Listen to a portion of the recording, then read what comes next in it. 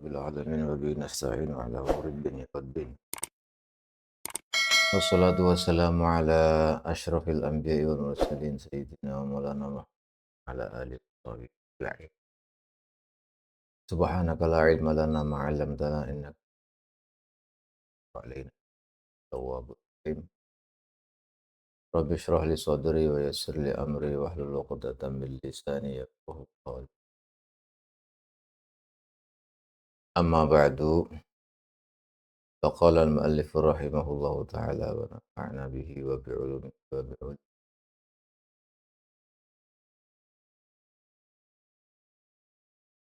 Al-hadis sadisa asyara, tawi hadis yang ke-16.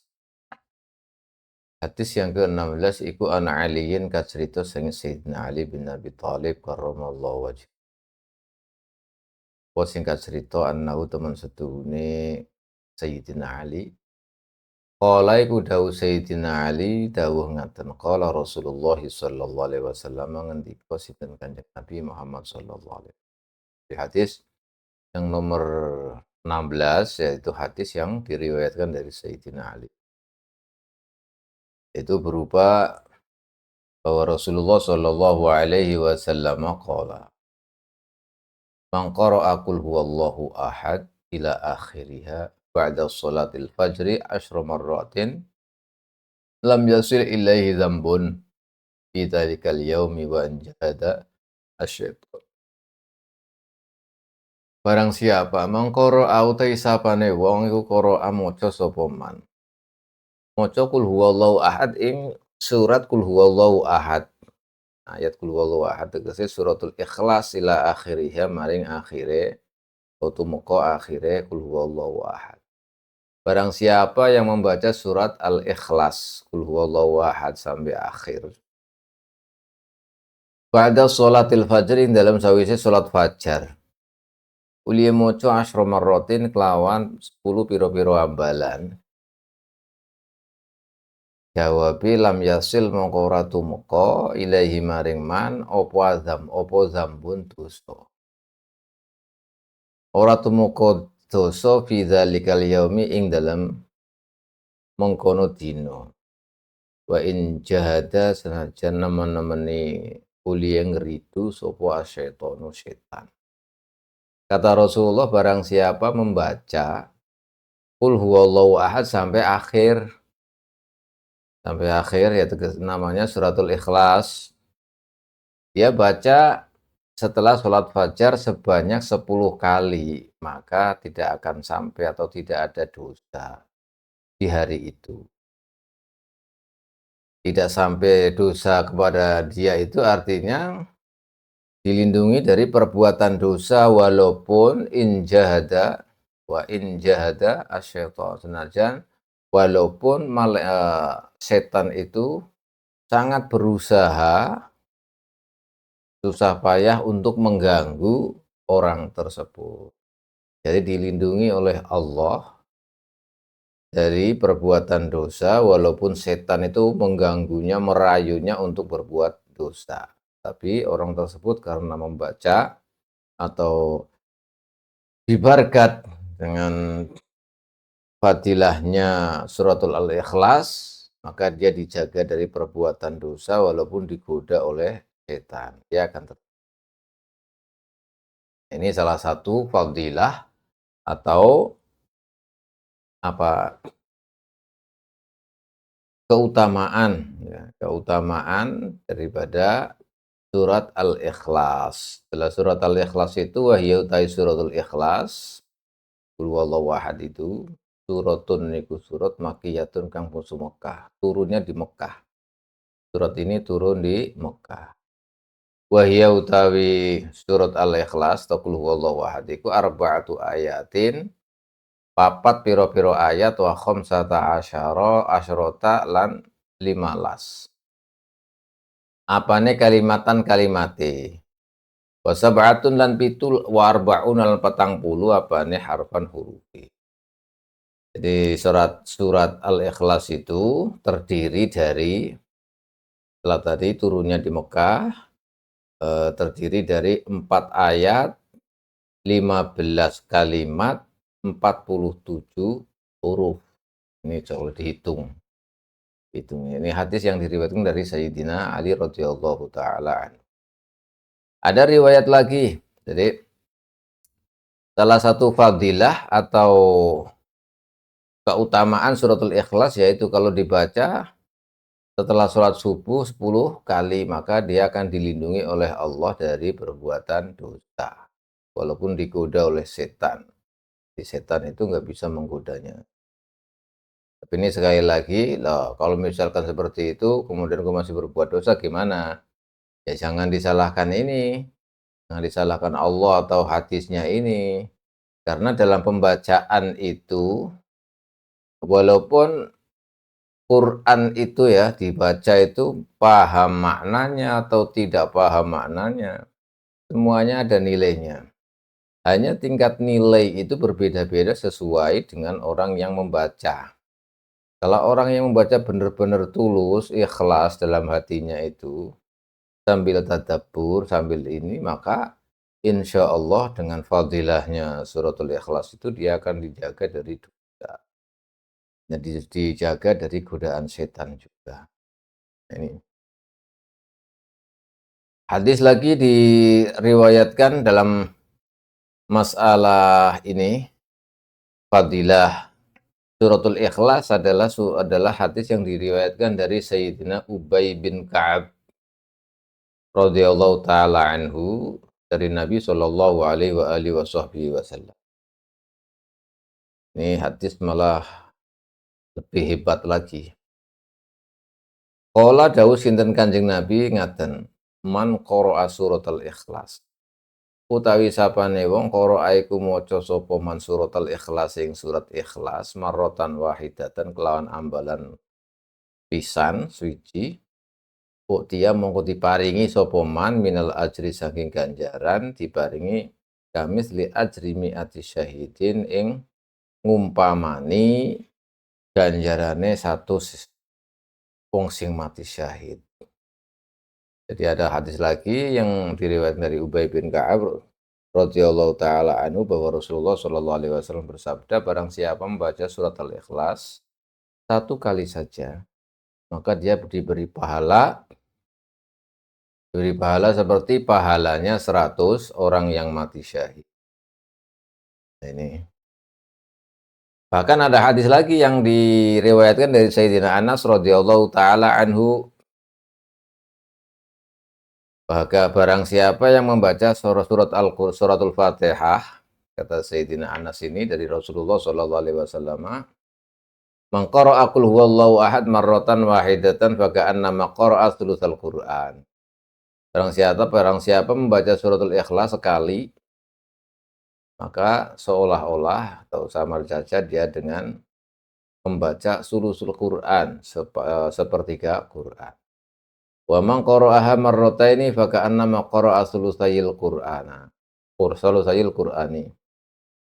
Dan barang siapa yang membaca suratul Ikhlas 2 kali maka seperti dia membaca Quran 2/3. Wa man qara'a salasa marratin, dan barang siapa yang membaca 3 kali faka'annama qara'al Qur'ana kullah. Seperti membaca, kalau membacanya 3 kali maka seperti membaca Quran semuanya. Wa man qara'a ihda asyrata marratan, barang siapa yang membacanya 11 kali, banallahu ta'ala baitan fil jannah, maka dia akan dibangunkan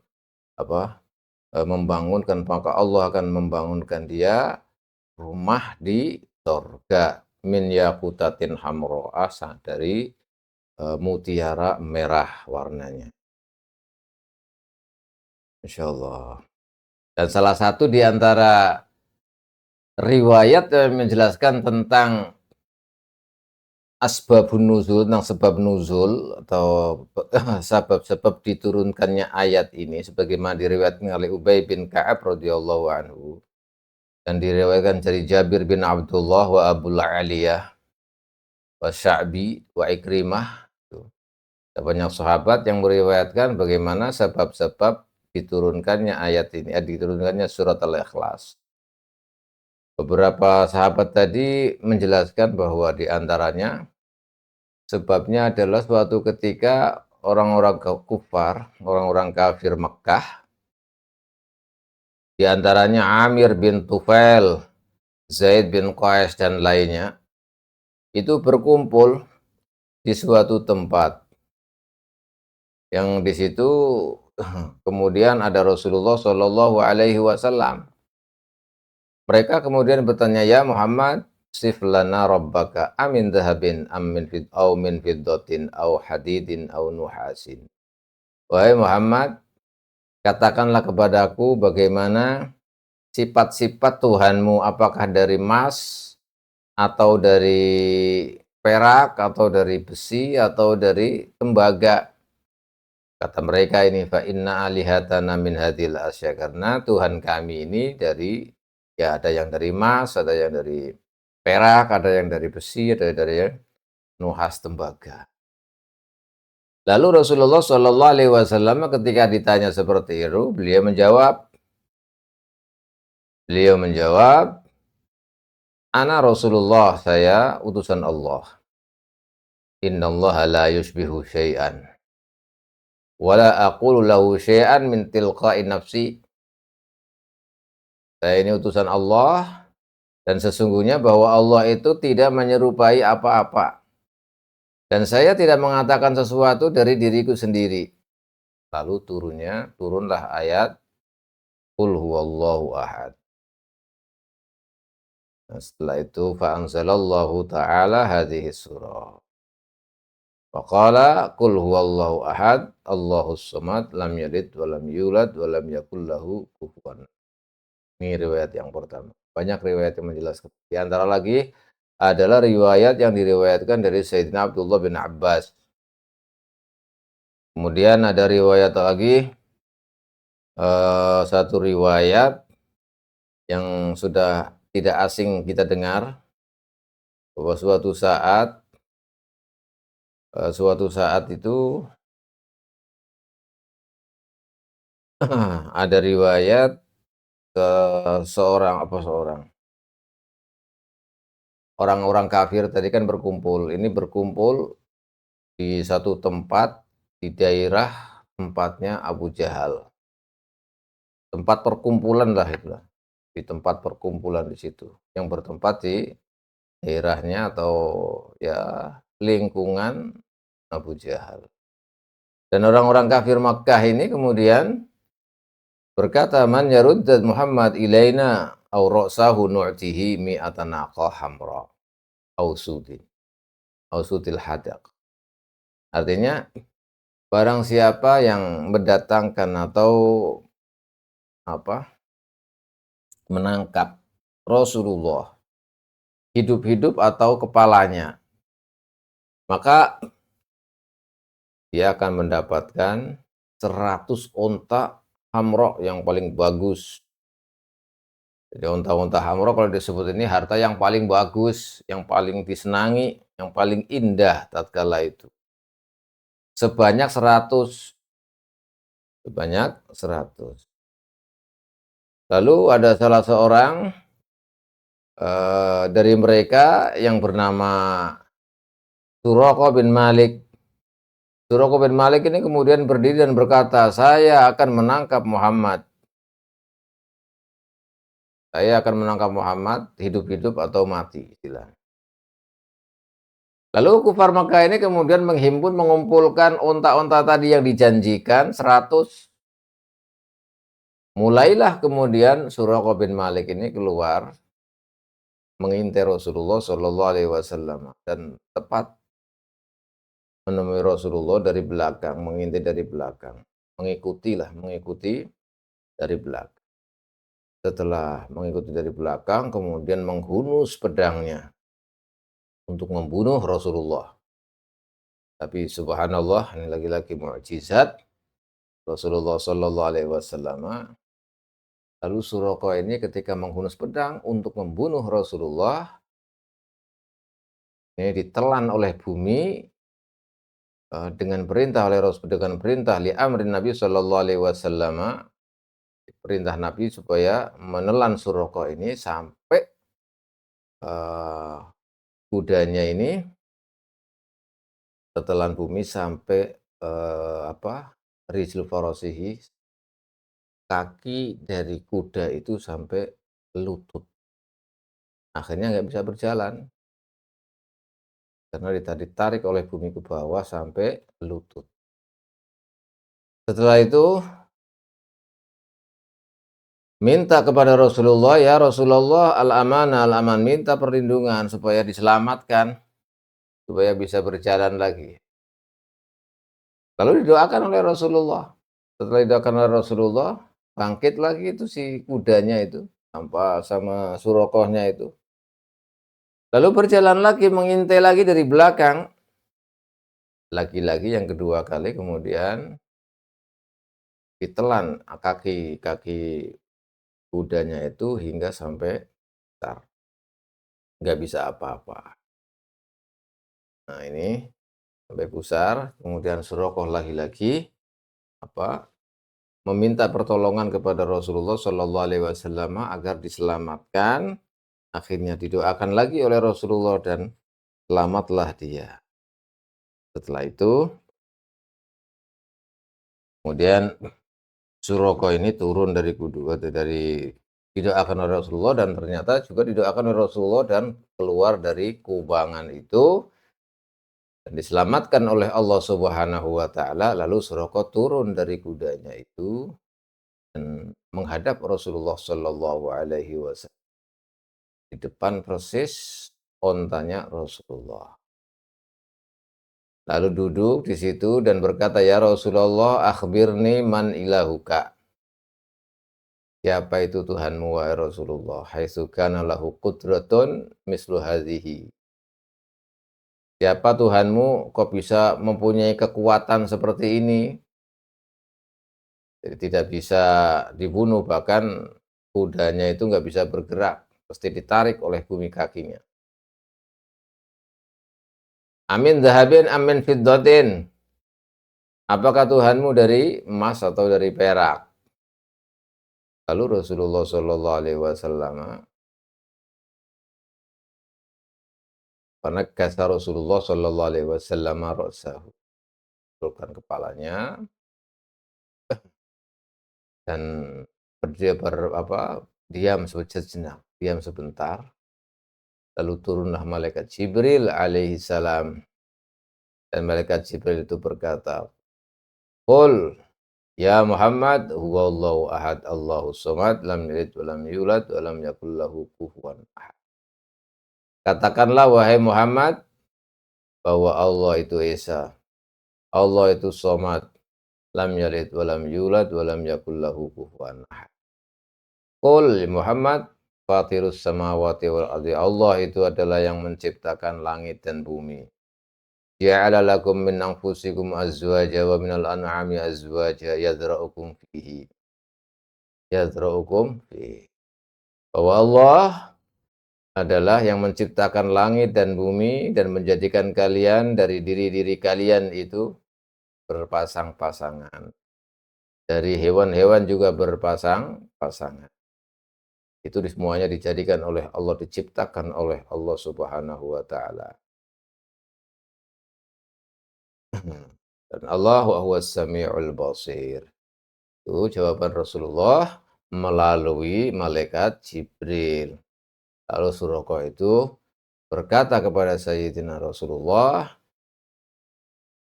"Kasih tahulah kepadaku bagaimana itu untuk masuk Islam." Ingin masuk Islam. Akhirnya sampaikan oleh Rasulullah, Islam itu begini-begini, lalu tahu. Setelah itu Suraqah bin Malik ini masuk Islam. Ini salah satu sebab nuzul, sebab turunnya ayat Qul huwallahu ahad, suratul Ikhlas. Kemudian ada lagi cerita dalam mengenai surat Al-Ikhlas ini. Suatu ketika ada jenazah, nih ceritanya ini juga diriwayatkan bahwa Rasulullah Shallallahu Alaihi Wasallam suatu ketika lagi duduk di pintu Madinah. Kalau dahulu itu ya kota itu ada gerbangnya. ada keliling, tembok keliling dan lain-lain itu. Dia di apa ya ada batas-batasnya itu. Untuk masuk di kota Madinah itu ada pintunya. Nah, Rasulullah duduk-duduk di situ. Setelah duduk-duduk di situ, ada seorang jenazah. Berapa seorang jenazah? Ada jenazah lewat. Karena jenazah lewat, otomatis kan masyarakat itu, para sahabat meminta Rasulullah untuk mensolati jenazah. Lalu Rasulullah bertanya, hal alaihi dainun? Apakah dia memiliki hutang? Mayit ini punya hutang? Para sahabat menjawab, ya, dia itu punya hutang sebanyak 4 dirham. Punya hutang, meninggalkan hutang 4 dirham. Lalu Rasulullah Shallallahu Alaihi Wasallam bersabda, sholatlah kalian. Saya tidak akan mensolati karena saya tidak mensolati orang yang punya hutang. Rasulullah. Saya tidak akan mensolati orang yang punya hutang. Lagi tadi hutangnya 4 dirham. Orang yang matinya tidak punya hutang 4, tidak nyaur, istilahnya tidak membayar, 4 apa namanya, punya hutang, kemudian tidak dibayar hutangnya, kemudian mati, maka Rasulullah tidak mau mensolati dia. Jadi memerintahkan para sahabat untuk mensolatinya. Rasulullah tidak mensolati. Nah, setelah itu kemudian malaikat Jibril turun dan berkata, wahai Muhammad, ya Muhammad, inna Allah azza wa jalla yuqri'uka salam wa yaqulu ba'athu Jibril bi surati adamiyin wa addatainahu. Wahai Muhammad, Allah Subhanahu wa taala membacakan salam, mengirimkan salam untukmu, memberikan salam untukmu. Dan Allah berfirman, saya mengutus malaikat Jibril dengan bentuk manusia dan telah membayar hutangnya. Lalu dilanjutkan lagi malaikat Jibril bahwa Allah Subhanahu wa taala memerintahkan kepadamu, qum fasalli fa innahu maghfurun wa yaqulu fa innahu maghfurun. Maka berdirilah, salatilah dia itu karena dia telah diampuni dosanya. Dan malaikat Jibril kemudian juga menjelaskan, man shalla ala janazatihi ghafarallahu lahu. Barang siapa yang mensolati jenazahnya, maka orang yang mensolatinya akan diampuni dosanya. Lalu Rasulullah Shallallahu Alaihi Wasallam bertanya kepada malaikat Jibril, wahai Jibril, ini orang hebat sekali, punya karomat yang seperti itu, padahal dia punya hutang. Apa yang dilakukan dia? Apa sebabnya? Ya akhi ya Jibril, min aina lahu hadhil karamah? Dijawab oleh malaikat Jibril, liqiraatihi kulla yaumin mi'ata marrah surata qul huwallahu ahad. Ya, dia memiliki keistimewaan keramat yang seperti itu karena dia membaca suratul Ikhlas setiap hari sebanyak 100 kali. Baca 100 kali qul huwallahu ahad.